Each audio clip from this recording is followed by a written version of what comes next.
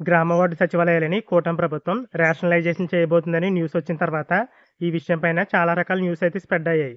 ముఖ్యంగా కొత్తగా ఎవరికి డీడీఓ బాధ్యతలు అప్పచెప్తారన్న విషయం పైన, అలాగే గ్రామ వార్డు సచివాలయాల పేర్లు అయితే మారుస్తారన్న న్యూస్ కూడా వచ్చింది.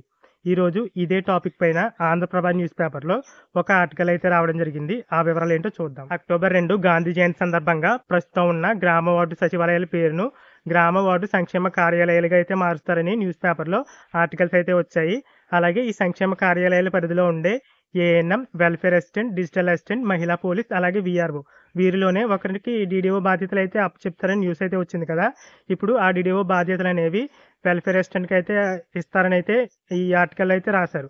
అంటే సంక్షేమ కార్యాలయాలకి డీడీఓ కింద సంక్షేమ కార్యదర్శిని అయితే నియమించనున్నారు. అలాగే త్వరలో కూటమి ప్రభుత్వం అమలు చేయబోయే ప్రభుత్వ పథకాలకు సంబంధించి లబ్ధిదారుల ఎంపికను వచ్చేసి ఈ సంక్షేమ కార్యాలయాలకి అయితే అప్పచెప్పనున్నారు.